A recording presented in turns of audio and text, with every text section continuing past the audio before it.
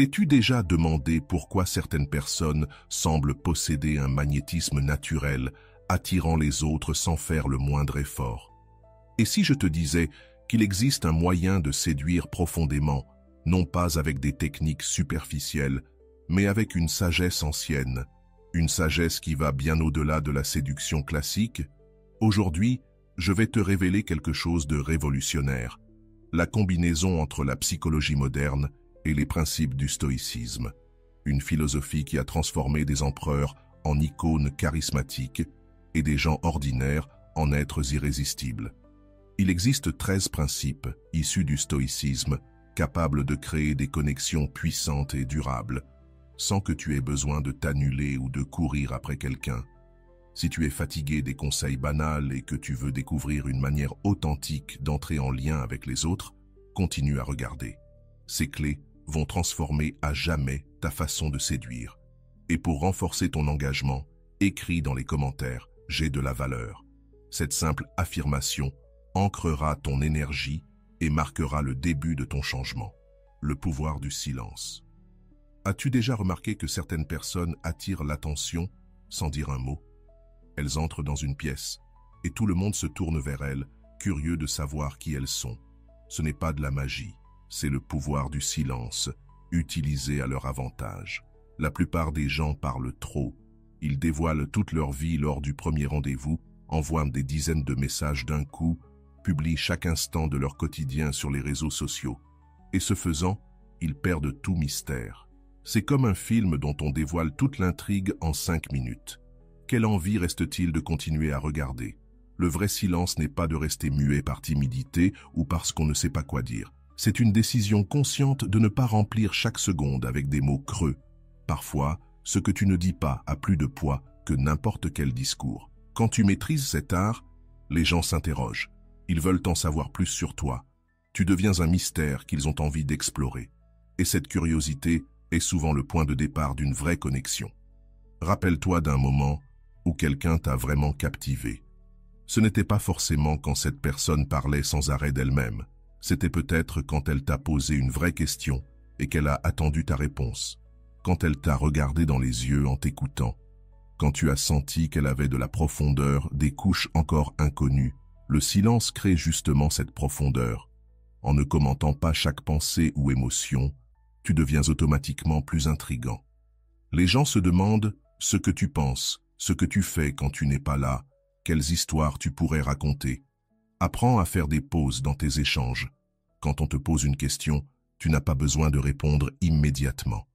Prends 3 secondes, réfléchis, puis parle. Ce court silence donne du poids à ta réponse. Il montre que tu es présent, que tu réfléchis, que tu ne parles pas juste pour parler. Cela veut aussi dire que tu dois apprendre à être à l'aise dans les silences naturels d'une conversation. Là où beaucoup paniquent et comblent avec des banalités, toi tu restes calme, tu souris, tu regardes l'autre dans les yeux, tu es pleinement là. Et cette présence tranquille est magnétique. Dans le monde numérique, le silence est encore plus puissant. Ne pas répondre immédiatement à un message, ne pas être toujours en ligne, ne pas tout publier, crée une forme de rareté. Ton attention devient précieuse. On sent que tu as une vie riche, loin de ton téléphone. Mais attention, il ne s'agit pas de jouer à être distant ou froid. Il s'agit d'être pleinement présent quand tu choisis de parler, de faire en sorte que chaque mot compte. Le silence t'aide aussi à éviter les maladresses quand tu es nerveux. Qui n'a jamais trop parlé sous le coup du stress et regretté ensuite? Quand tu es à l'aise avec le silence, tu n'as plus besoin de combler. Tu te sens en sécurité dans ton calme intérieur. Et surtout, quand tu parles moins, tu écoutes davantage. Et une vraie écoute, c'est l'un des plus grands cadeaux que tu puisses offrir. La plupart des gens attendent juste leur tour pour parler. Mais quand tu casses ce schéma et que tu écoutes vraiment, l'autre se sent compris, valorisé, spécial. Le silence affine aussi ton sens de l'observation. Tu remarques les détails subtils, les changements d'intonation, les gestes, les moments d'enthousiasme ou de silence chez l'autre. Ces indices sont des trésors si tu veux créer un lien authentique. Sur les réseaux sociaux, publie moins mais mieux. Ne partage pas tout ce qui te passe par la tête. Garde une part de mystère. fait que les gens se demandent où tu étais, ce que tu vis, quelles expériences tu traverses. Lors des rendez-vous, résiste à l'envie de tout raconter tout de suite. Garde toujours un peu de toi pour plus tard. Laisse un goût de « j'en veux encore ». Pose plus de questions que tu n'en reçois. Intéresse-toi sincèrement à l'autre, sans tout dévoiler sur toi. Le silence développe aussi ta communication non verbale. Ton sourire devient plus expressif, ton regard plus profond, tes gestes plus significatifs. Tu cultives une présence qui dépasse les mots. Souviens-toi que le vrai silence vient d'un endroit de confiance, pas d'insécurité. Tu ne te tais pas parce que tu n'as rien à dire, mais parce que tu choisis tes mots avec soin. Parce que tu sais que parfois, un regard ou un sourire suffit à dire tout ce qu'il faut. Quand tu maîtrises le silence, tu n'as plus besoin de convaincre qui que ce soit de ta valeur. Tu es simplement là, confiant, centré, et c'est suffisant pour éveiller la curiosité et l'admiration. Tu attires naturellement, sans forcer. Tu impressionnes, sans te vanter. Tu ne dis pas qui tu es. Tu le montres, en silence, avec une présence puissante. Avant de commencer, si tu es nouveau sur ma chaîne, profite pour t'abonner et activer la cloche pour continuer à recevoir mon contenu et t'aider à vivre une vie beaucoup plus épanouie. 2. Le contrôle émotionnel.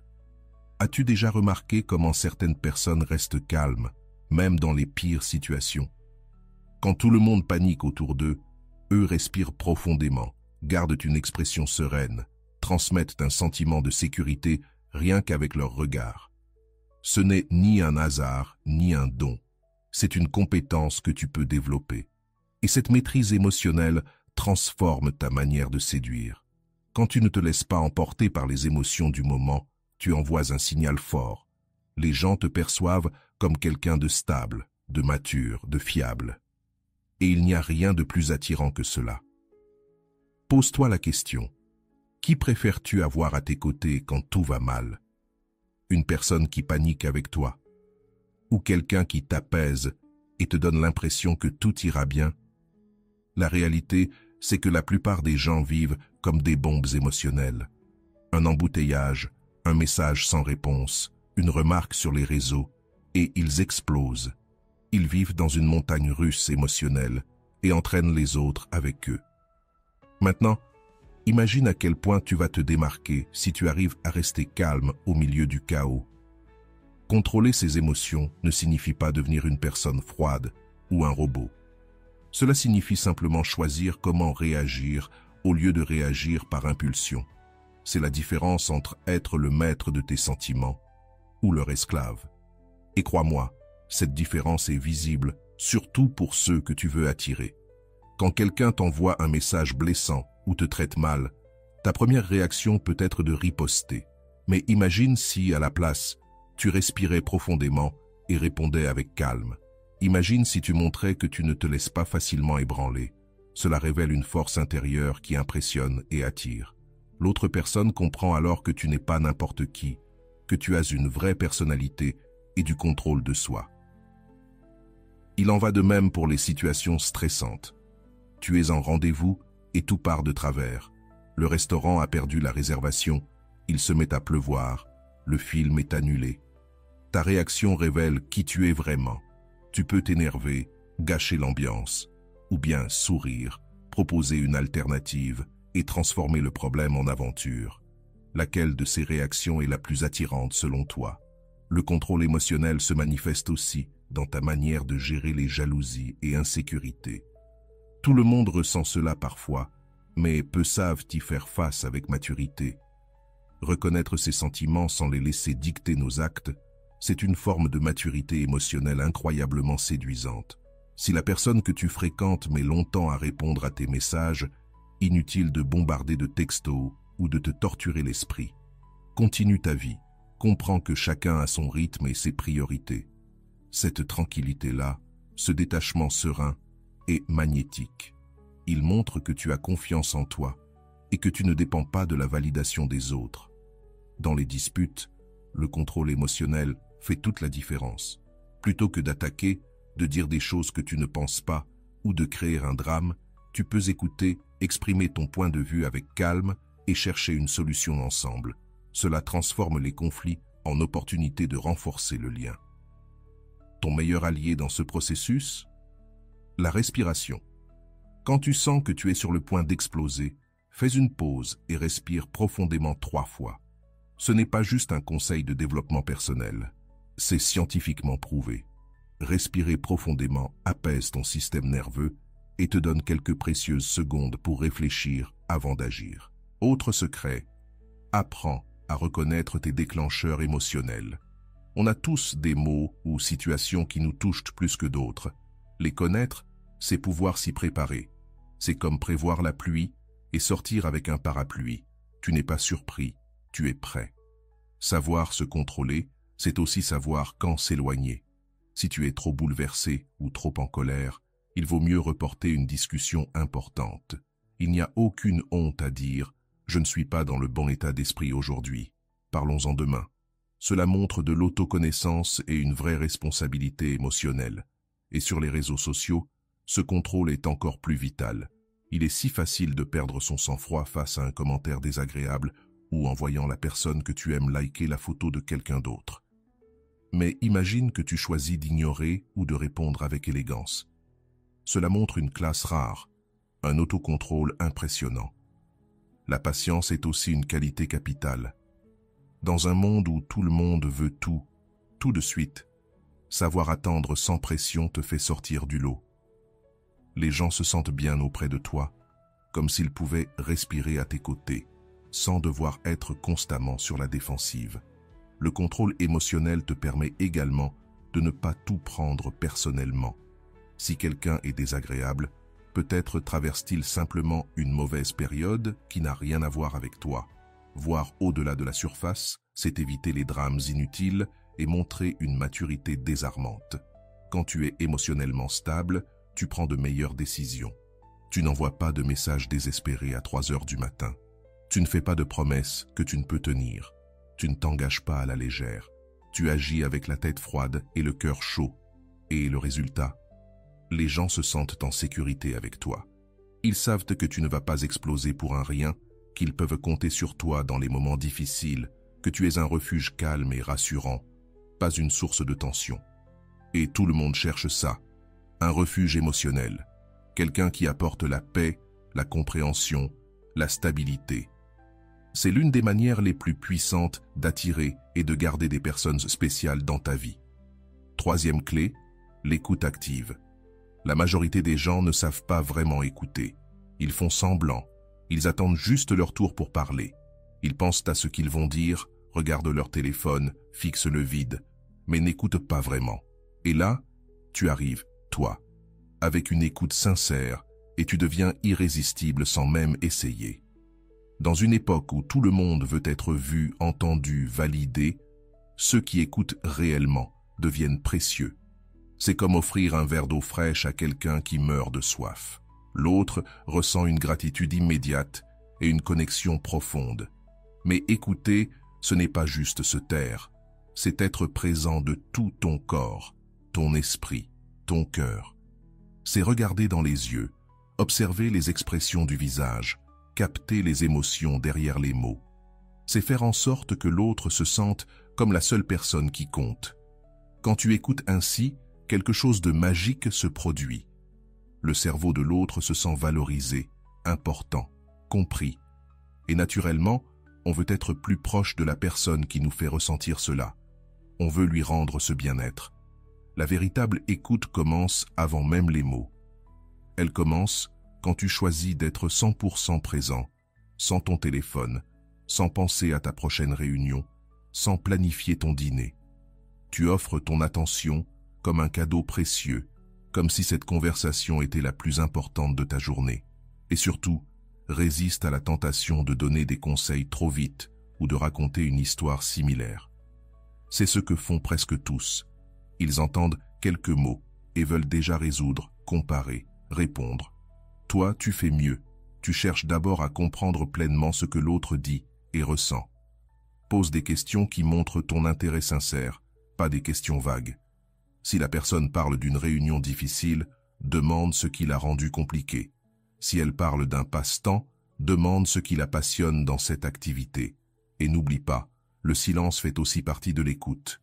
Parfois l'autre fait une pause, non pas parce qu'il a fini, mais parce qu'il réfléchit ou ressent. Ne comble pas ce silence, respecte-le. C'est là que naissent les vraies connexions.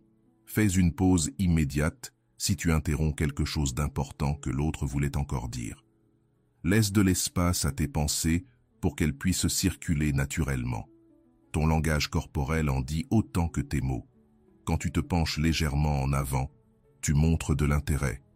Quand tu maintiens le contact visuel, tu montres ton attention. Quand tu reflètes subtilement la posture de la personne, tu crées une connexion inconsciente. Ce sont de petits gestes qui font une grande différence. Évite l'erreur fatale de tout ramener à toi. Tu connais sûrement ces personnes qui, dès que tu racontes quelque chose, te répondent par « ça m'est aussi arrivé », puis changent complètement le sujet de la conversation. Ne sois pas cette personne. Si tu veux partager une expérience similaire, attends d'abord d'avoir écouté pleinement ce que l'autre a à dire. Valide ce qu'elle a ressenti, puis partage brièvement ton histoire. Écouter vraiment t'enseigne des choses précieuses sur l'autre que tu ne découvrirais pas autrement. Tu te rends compte de ce qui lui tient à cœur, de ses peurs, de ses passions, de ses rêves. Cette information est un trésor que tu peux utiliser pour créer des moments spéciaux et des liens plus profonds. Quand quelqu'un traverse un moment difficile, il ne cherche pas toujours des solutions. Il veut être écouté, compris, accueilli. Ton réflexe pourrait être de vouloir aider, conseiller, minimiser la douleur.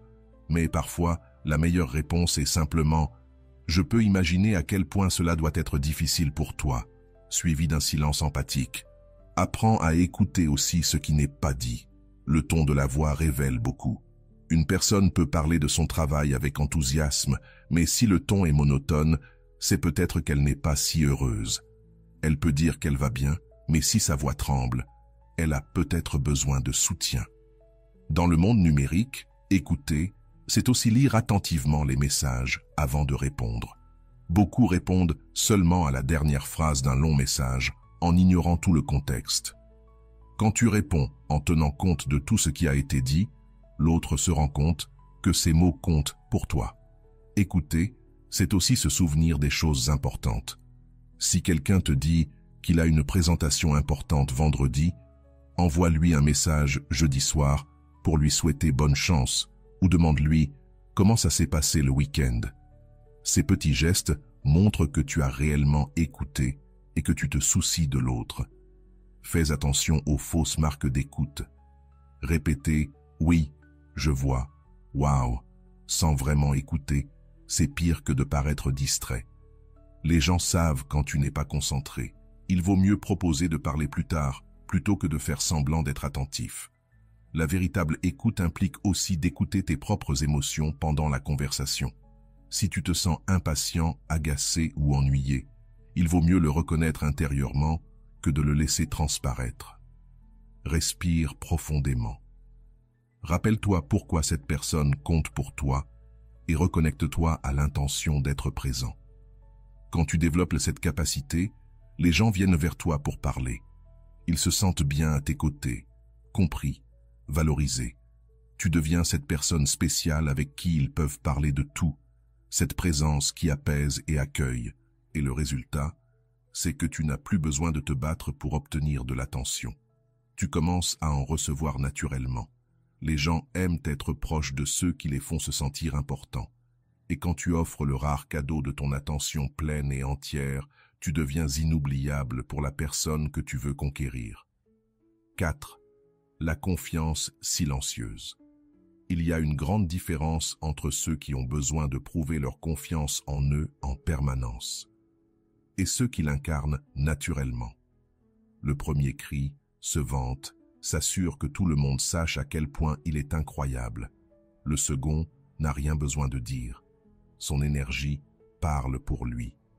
Et devine qui touche vraiment le cœur.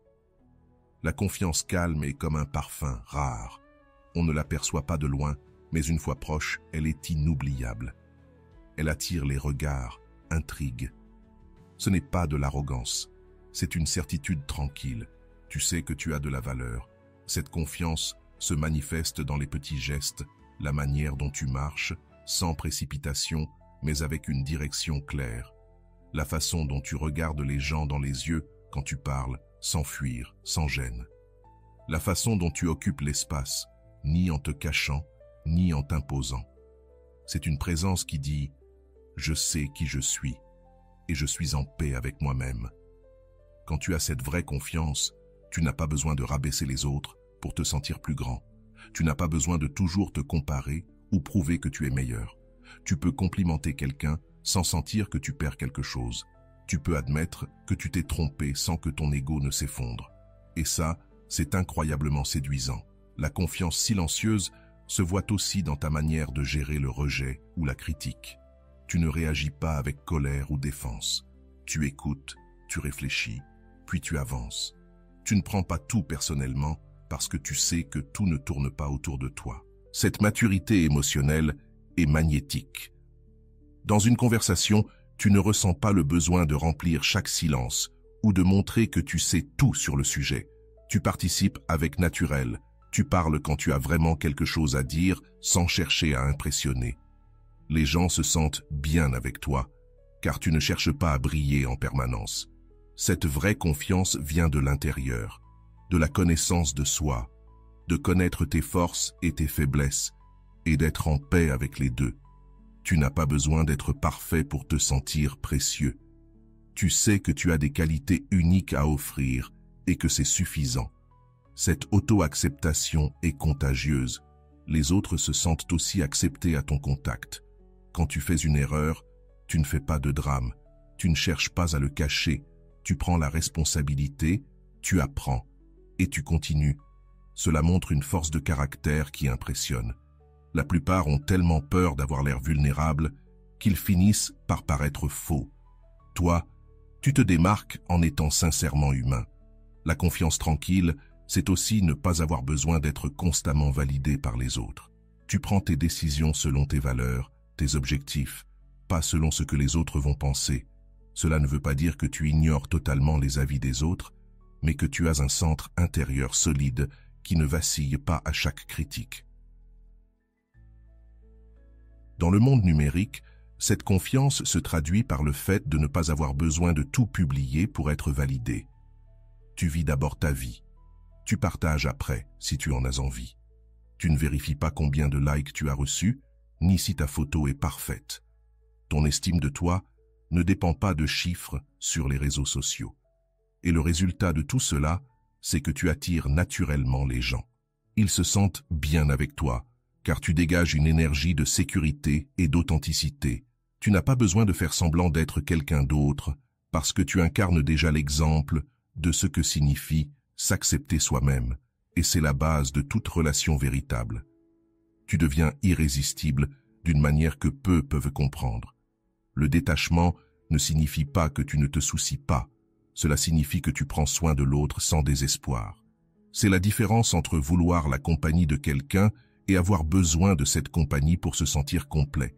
Et cette différence, l'autre personne la ressent. Elle transforme complètement la dynamique de la relation. Les personnes trop attachées étouffent. Elles envoient des messages en continu, veulent savoir où tu es à chaque instant.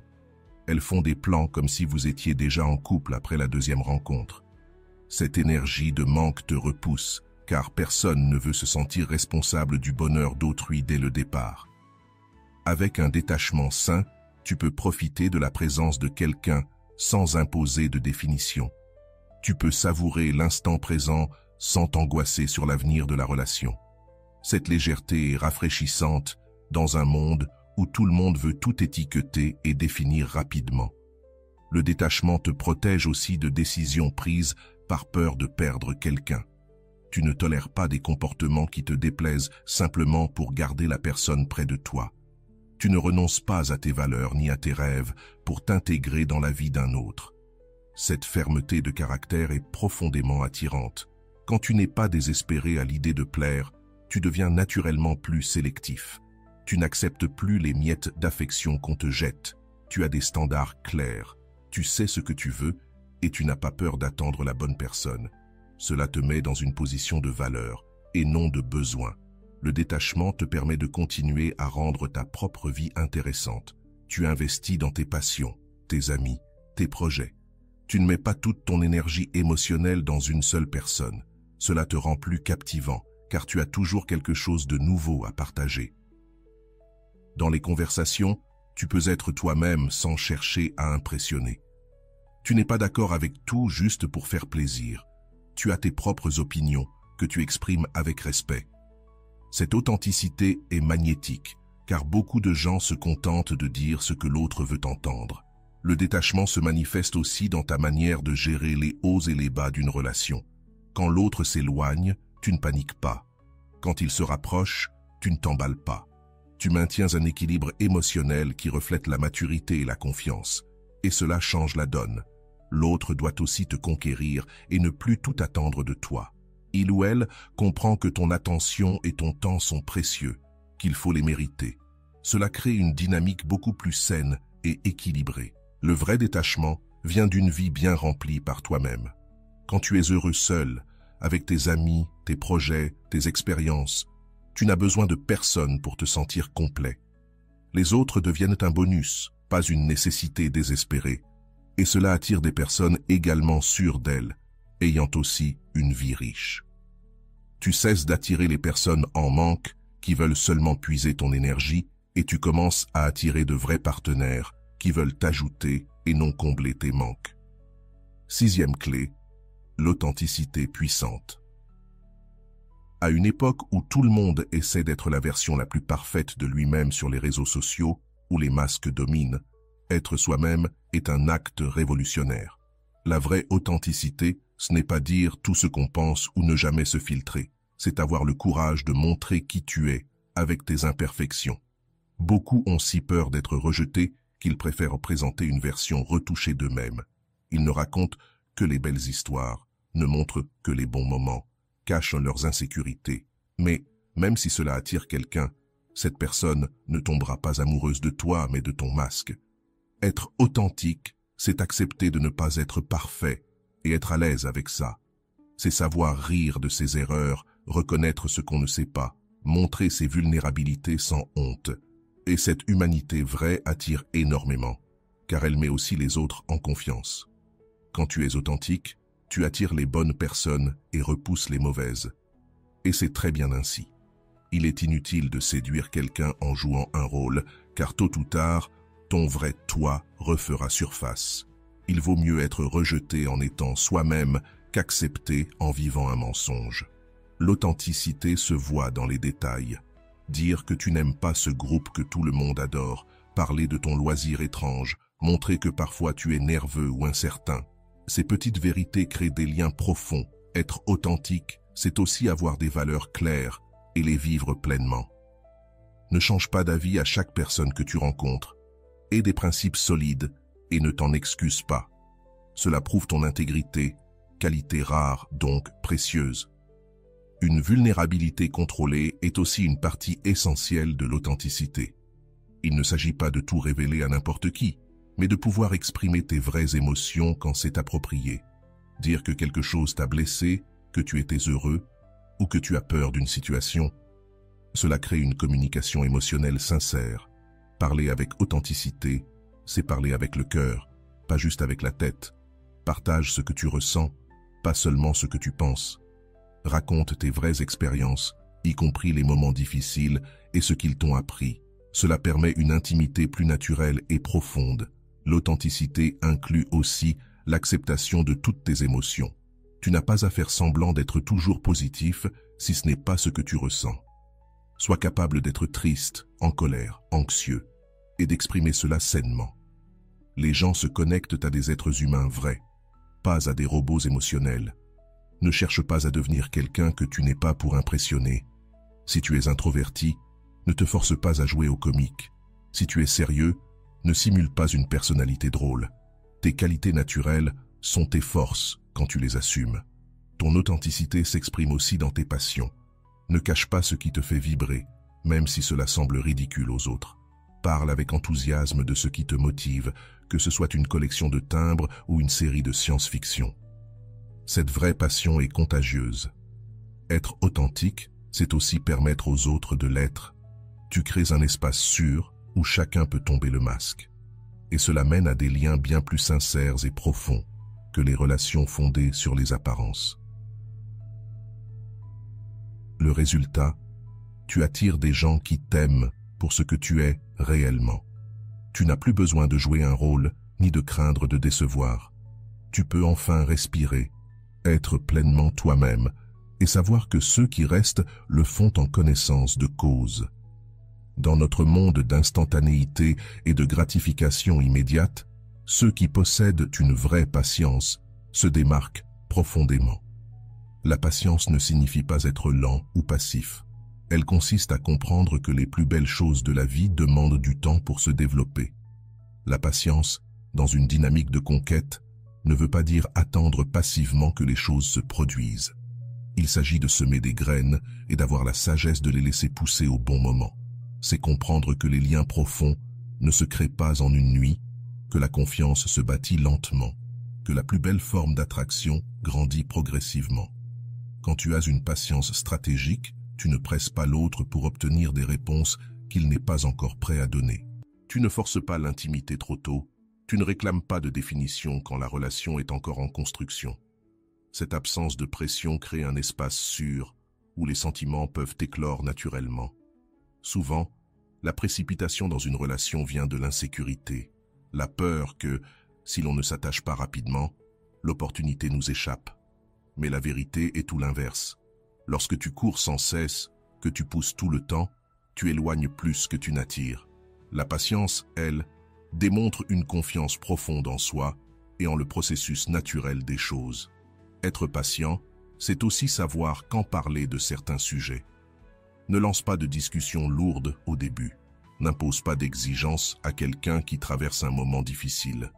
Comprends que le timing est essentiel et que forcer les choses au mauvais moment peut ruiner quelque chose qui aurait pu devenir magnifique si cela s'était développé naturellement. Grâce à la patience, tu peux mieux observer l'autre personne.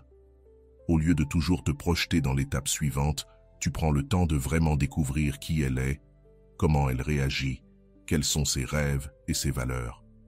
Cette observation attentive te donne des informations précieuses sur votre réelle compatibilité. Quand tu n'es pas pressé, tu prends de meilleures décisions. Tu ne te contentes pas de n'importe qui, juste pour ne pas être seul. Tu ne fermes pas les yeux sur les signaux d'alerte parce que tu es impatient que ça marche. Tu ne fais pas de concessions qui te feront souffrir plus tard, juste pour accélérer les choses. La patience te protège des mauvais choix. Elle s'applique aussi dans ta manière de communiquer. Tu ne réponds pas toujours instantanément aux messages. Tu n'exiges pas des réponses rapides. Tu comprends que les gens ont leur vie, leurs responsabilités, leur rythme. Et cette compréhension est bien plus attirante que l'anxiété déguisée. Avoir de la patience, c'est investir dans la relation de façon régulière, mais sans désespoir. C'est comme arroser une plante chaque jour. Tu fais ta part, mais tu ne creuses pas la terre à tout moment pour vérifier si ça pousse. Tu fais confiance au processus et tu continues à en prendre soin avec douceur. La vraie patience vient du fait d'avoir une vie pleine pendant que tu attends. Tu ne mets pas ta joie en pause en attendant que quelqu'un te rende ton amour. Tu continues à vivre, à évoluer, à t'amuser, à atteindre tes objectifs. Et c'est justement cela qui te rend intéressant et attirant durant tout le processus. Grâce à la patience, tu sais mieux gérer les hauts et les bas d'une relation. Tu ne paniques pas si la personne semble distante pendant une semaine. Tu ne t'enflammes pas non plus à la moindre marque d'intérêt. Tu restes équilibré et cela inspire une maturité émotionnelle. Mais la patience stratégique, c'est aussi savoir quand il faut attendre et quand il faut partir. Il ne s'agit pas d'attendre indéfiniment quelqu'un qui n'est pas intéressé. Il s'agit de laisser le temps à quelque chose de réel de se construire, sans devenir prisonnier d'une relation qui ne progresse pas. Le résultat de cette patience? Des relations plus solides, plus durables. Les gens ressentent qu'ils peuvent te faire confiance car ils savent que tu ne partiras pas à la première difficulté. Ils se sentent en sécurité, prêts à s'ouvrir petit à petit, car tu respectes leur rythme. Et au cœur de tout cela, il y a la clé, la conscience de ta propre valeur. Il n'y a rien de plus attirant qu'une personne qui connaît sa propre valeur. Tu n'as pas besoin de crier ton importance au monde, ni de rabaisser les autres pour te sentir supérieur. Tu sais, simplement, que tu as quelque chose de spécial à offrir. Quand tu reconnais ta vraie valeur, la façon dont les autres te perçoivent change. Beaucoup se contentent de miettes d'affection, acceptent n'importe quoi, parce qu'ils pensent ne pas mériter plus. Mais quand tu arrives avec la certitude que ta compagnie est un cadeau, tout change. Connaître ta valeur, ce n'est pas de l'arrogance. Ce n'est pas de penser que tu es meilleur que tout le monde. C'est reconnaître tes qualités, ton parcours, tout ce que tu as appris, tout l'amour que tu es capable de donner. C'est comprendre que tu n'es pas jetable, que ta présence a un impact.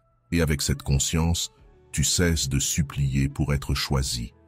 Tu arrêtes d'accepter n'importe quel comportement. Tu ne te diminues plus pour entrer dans les cases de quelqu'un d'autre. Tu comprends que l'amour, c'est un échange, pas de la charité. Tu as autant à offrir qu'à recevoir. Ce changement d'état d'esprit se reflète dans tout, dans ta manière d'entrer en scène, confiant, mais jamais arrogant. Dans tes mots, tu parles de toi avec honnêteté, sans fausse modestie. Et surtout, tu laisses les autres te traiter avec respect, parce que tu sais que tu le mérites. Reconnaître ta valeur, c'est aussi avoir le courage de poser des limites. Si quelque chose te blesse, tu le dis. Si quelqu'un te manque de respect, tu ne l'acceptes pas en silence. Pas par caprice, ni par fierté, mais parce que tu sais que tu mérites d'être traité avec dignité. Et cette fermeté, elle attire. Quand tu sais ce que tu vaux, tu ne cherches plus à te comparer. Tu ne veux pas prouver que tu es mieux que les autres. Tu veux juste être la meilleure version de toi-même. Cette énergie positive attire naturellement les bonnes personnes. Une bonne estime de soi te protège aussi des relations toxiques. Tu ne restes pas là où on te rabaisse ou où tu te sens mal. Tu as le courage de partir quand il le faut, parce que tu sais que tu mérites mieux. Et cette conscience de ta valeur se manifeste aussi dans la manière dont tu prends soin de toi. Tu fais attention à ta santé, à ton apparence, à tes rêves. Pas par vanité, mais parce que tu sais que tu comptes. Et cette énergie de soin de soi est magnétique.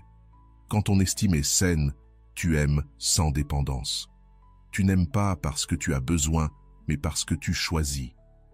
Tu ne tolères pas un amour possessif ou oppressant, parce que tu sais que l'amour véritable libère, il ne retient pas.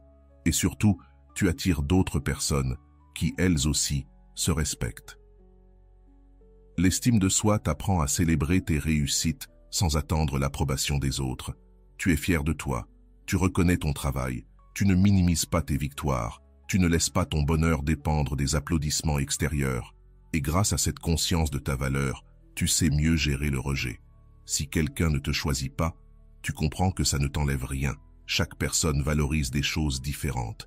Et si tu n'étais pas la bonne personne pour lui, cela ne veut pas dire que tu n'as aucune valeur. Cela signifie simplement que vous n'étiez pas compatibles. Avoir une bonne estime de soi, c'est aussi ne pas avoir besoin de l'approbation constante des autres. Tu prends tes décisions en fonction de tes valeurs et de tes objectifs, et non en fonction de ce que les autres vont penser. Tu fais confiance à ton propre jugement, à tes choix, à ta capacité à créer une vie qui a du sens pour toi. Lorsque tu connais ta propre valeur, tu attires naturellement des personnes qui te valorisent également. Tu cesses d'être une option parmi d'autres pour devenir une priorité. Les gens remarquent que tu n'es pas disponible pour n'importe quoi, que ton attention et ton temps sont précieux, et cela les pousse à accorder plus de valeur à ta présence. 9e clé, la sagesse pratique. Il y a une grande différence entre être intelligent et être sage. Tu peux connaître 1000 théories, avoir lu des centaines de livres, savoir répondre à toutes les questions de culture générale. Mais si tu ne sais pas comment appliquer tout cela dans la vraie vie, surtout dans les relations humaines, à quoi cela sert-il vraiment? La sagesse pratique, c'est utiliser ce que tu sais pour créer de vraies connexions et résoudre les problèmes du quotidien. Une personne sage n'a pas besoin de montrer constamment tout ce qu'elle sait. Elle utilise ses connaissances de manière naturelle, au bon moment, pour aider ou enrichir une conversation. Elle ne transforme pas chaque dialogue en compétition intellectuelle, mais en occasion d'apporter une vraie valeur à la vie des autres. Cette sagesse vient de la capacité à savoir quand parler et quand se taire, de savoir quand quelqu'un a besoin d'un conseil et quand il a seulement besoin d'être écouté. Comprendre que parfois, la réponse la plus intelligente est « je ne sais pas » ou « je vais y réfléchir ». L'humilité intellectuelle est bien plus attirante que l'arrogance académique. Être sage, c'est aussi apprendre de ses erreurs et de celles des autres. C'est ne pas répéter les mêmes schémas destructeurs dans les relations. Observer ce qui fonctionne, ce qui ne fonctionne pas, et ajuster son comportement en conséquence. C'est l'intelligence émotionnelle appliquée au monde réel. La sagesse pratique te permet aussi de lire entre les lignes, d'observer quand quelqu'un dit une chose mais en ressent une autre, de percevoir les signaux non-verbaux, les changements d'énergie, les moments où il vaut mieux changer de sujet ou, au contraire, approfondir la discussion.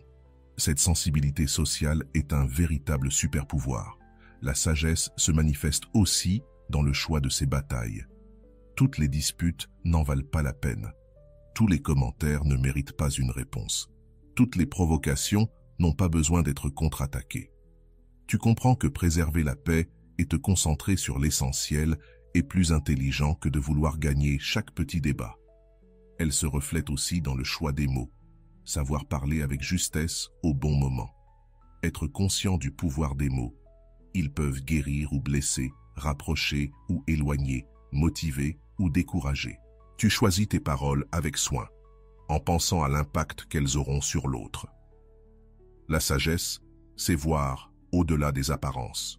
Comprendre que lorsqu'une personne est difficile, elle traverse peut-être une tempête intérieure. Que si quelqu'un semble distant, c'est peut-être parce qu'il porte un fardeau invisible. Avoir cette capacité à élargir sa vision rend plus compréhensif et plus attirant. Un autre signe de sagesse pratique, c'est savoir quand investir son énergie dans une personne et quand il vaut mieux s'éloigner. Pas par froideur, mais parce que tu comprends que tout le monde n'est pas prêt pour la profondeur de connexion que tu offres. Tu ne gaspilles pas ton énergie à forcer ce qui ne coule pas de source. La sagesse, c'est aussi connaître la nature humaine. Comprendre que chacun a des peurs, des rêves, des insécurités et des besoins. Et utiliser ce savoir, non pas pour manipuler, mais pour se connecter de manière plus authentique. Savoir ce qui motive les gens, ce qui les inquiète, ce qui les rend heureux. Quand tu possèdes cette sagesse pratique, tu transformes les connaissances théoriques en actions qui ont un réel impact. Si tu as lu sur le langage corporel, tu l'utilises pour mieux communiquer. Si tu as étudié la psychologie, tu l'appliques pour mieux comprendre les autres. Le savoir n'a de valeur que lorsqu'il est utilisé. La sagesse t'enseigne également à prendre du recul, à réaliser que la plupart des choses qui nous désespèrent aujourd'hui ne compteront plus dans un an. Cette vision à long terme t'aide à rester calme et rationnel dans des situations qui feraient paniquer d'autres personnes. Et le résultat? Tu deviens cette personne que les autres aiment fréquenter. Tu apportes de la valeur aux conversations, tu offres de nouvelles perspectives, tu aides les autres à voir plus clair dans leur propre situation. Tu deviens cette personne rare qui allie intelligence et sensibilité, savoir et application concrète. 10e et dernier point, le calme intérieur. Cette paix intérieure agit comme un aimant invisible. Ce n'est pas de l'apathie ni un manque d'énergie, c'est un centre intérieur si stable que les tempêtes extérieures ne peuvent pas t'ébranler. Quand tu vis avec cette paix en toi, tout le monde le ressent autour de toi. Les gens veulent être proches de cette énergie apaisante. Dans un monde saturé d'anxiété, de stress et de préoccupations constantes, une personne qui incarne la tranquillité devient comme un oasis au milieu du désert. Les gens se sentent tout de suite plus détendus en ta présence, comme s'ils pouvaient enfin respirer. Mais cette paix ne vient pas de nulle part. Elle naît quand tu acceptes que tu ne peux pas tout contrôler et que tu choisis de te concentrer uniquement sur ce que tu peux influencer. Quand tu arrêtes de lutter contre ce qui échappe à ton pouvoir, une paix naturelle t'envahit. Et cette paix est contagieuse. Ta sérénité se voit dans ta manière de réagir aux imprévus du quotidien. Un embouteillage, une panne d'Internet, un plan de dernière minute qui change. Tu respires profondément et tu t'adaptes. Pas parce que tu n'as pas le choix, mais parce que tu sais que le stress ne résout rien. Dans les conversations, Cette paix se traduit par le fait que tu n'as pas besoin d'avoir toujours raison. Tu peux écouter des opinions différentes sans te sentir menacé. Tu peux être en désaccord sans attaquer. Cette maturité émotionnelle est extrêmement attirante car elle crée un espace sécurisé pour l'autre. La paix intérieure te protège aussi des décisions impulsives. Tu n'envoies pas ce message agressif sous la colère. Tu ne fais pas de promesses irréalistes quand tu es euphorique. Tu ne prends pas de grandes décisions quand tu es triste. Tu attends que la tempête intérieure passe, puis tu agis avec clarté. Quand tu possèdes cette paix intérieure, tu cesses de chercher constamment à être validé par l'extérieur. Tu n'as plus besoin de plaire à tout le monde, ni de recevoir l'approbation des autres pour te sentir bien. Tu suis ta propre boussole intérieure, peu importe ce que les autres pensent. Cette indépendance émotionnelle est magnétique. Et cette paix t'aide à vivre dans le moment présent. Tu ne rumines plus le passé, tu ne t'angoisses plus pour le futur. Tu vis pleinement l'instant. Et cette présence, cette capacité à être vraiment là, est un cadeau rare que tu offres aux autres. Enfin, ta tranquillité intérieure se manifeste aussi dans ta manière de gérer les conflits. Tu ne réagis pas en attaquant ou en te défendant immédiatement. Tu gardes ton calme et tu cherches des solutions. Tu ne prends pas tout personnellement. Tu comprends que parfois, l'autre libère une frustration qui n'a rien à voir avec toi. La vraie paix intérieure vient d'un travail constant. Apprendre à respirer profondément quand l'anxiété frappe. Pratiquer la gratitude, même dans les moments sombres. Cultiver des pensées qui t'apportent la paix. Au lieu d'alimenter celles qui t'agitent, c'est un choix quotidien, un engagement envers ta tranquillité.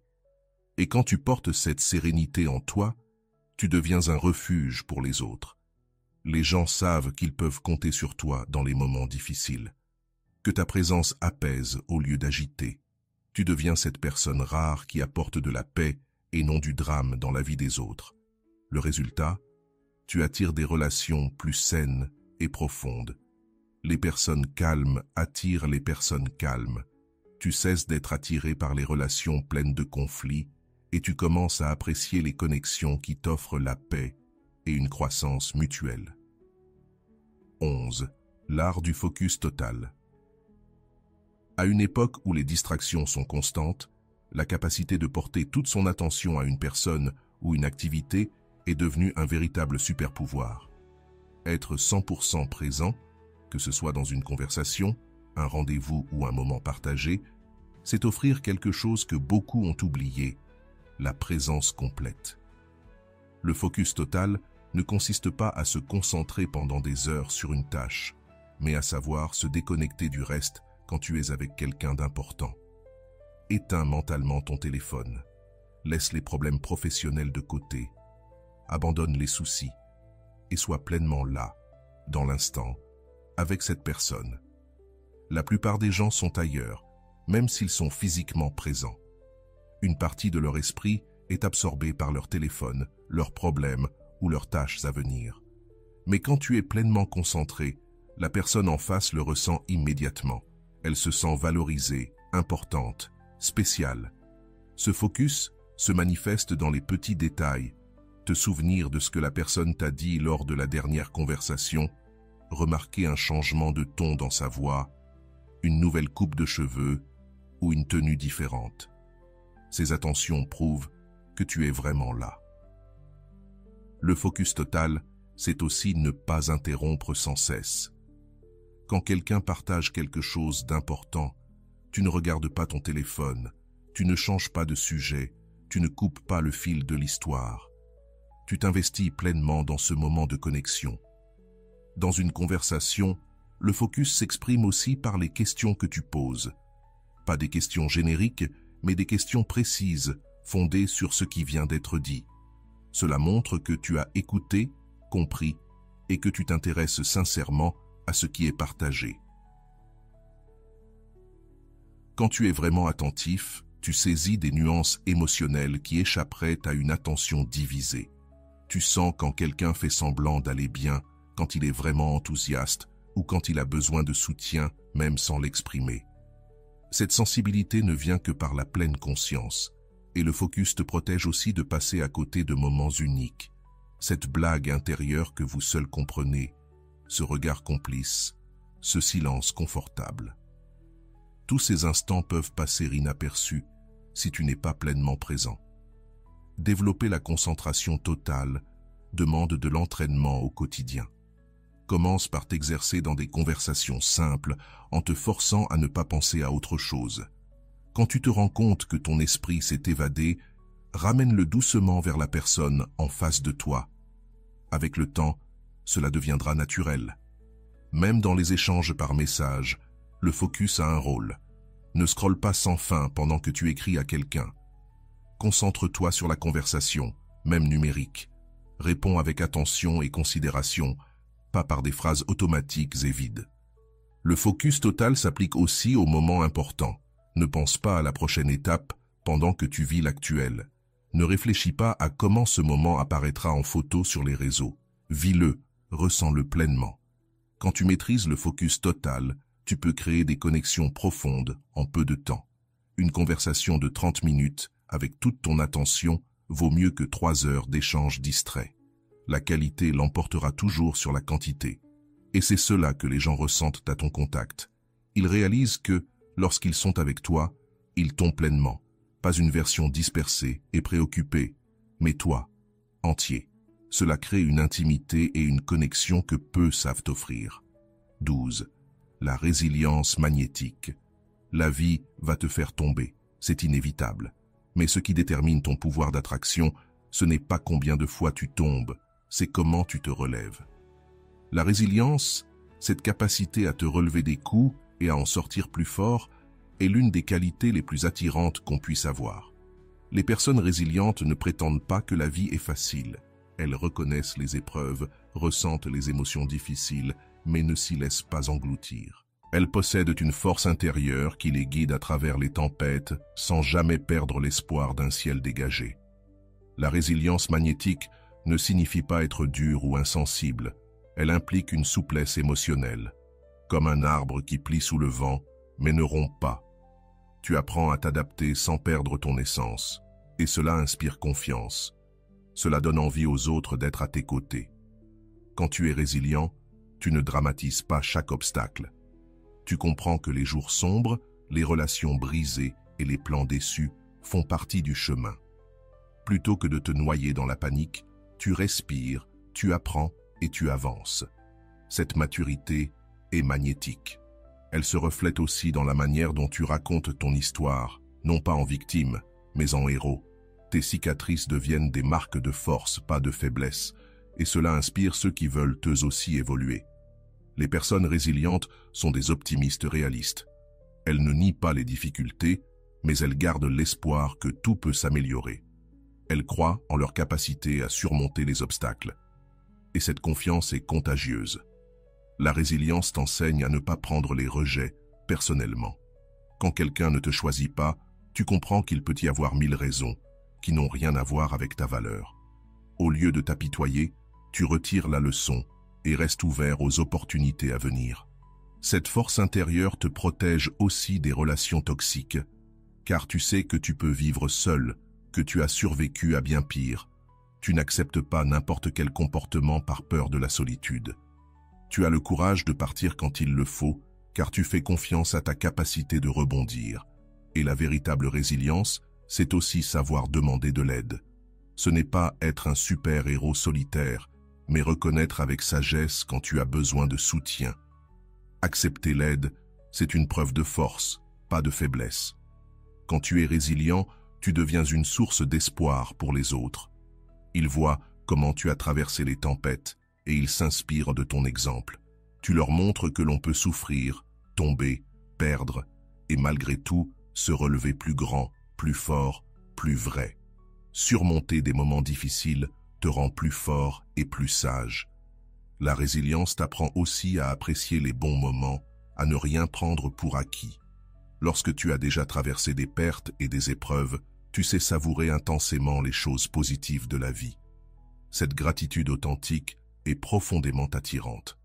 Développer la résilience, c'est comme renforcer un muscle. Plus tu la pratiques, plus elle devient naturelle.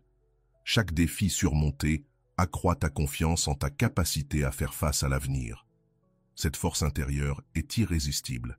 Et le résultat, c'est que tu attires des personnes, elles aussi fortes, stables, matures. Tu n'attires plus ceux qui cherchent un sauveur ou qui s'enfuient à la moindre difficulté. Tu attires des partenaires qui veulent construire du solide avec toi, capables d'affronter n'importe quelle tempête ensemble. 13e point, le leadership naturel. Le vrai leadership n'a rien à voir avec le fait de commander ou d'être le centre de l'attention. Il s'agit plutôt d'avoir une énergie qui inspire et guide les autres naturellement. Lorsque tu développes cette qualité, tu deviens quelqu'un que les autres veulent suivre, non pas par obligation, mais par confiance. Ils se sentent en sécurité à tes côtés. Le leadership commence par soi-même. Avoir des objectifs clairs, prendre des décisions réfléchies, assumer la responsabilité de ses résultats. Quand tu montres que tu sais gérer ta propre vie avec sagesse, les autres se tournent vers toi, cherchent ton avis, respectent ton jugement. Ce type de leadership s'exprime dans des situations simples. Quand un groupe ne sait pas où aller dîner et que tu proposes un bon endroit, quand un problème surgit et que tu offres une solution efficace, quand quelqu'un est perdu et que tu apportes de la clarté. Tu guides sans imposer. Les vrais leaders n'ont pas besoin de hausser le ton pour être entendus. Ils parlent avec conviction, mais savent aussi écouter avec attention.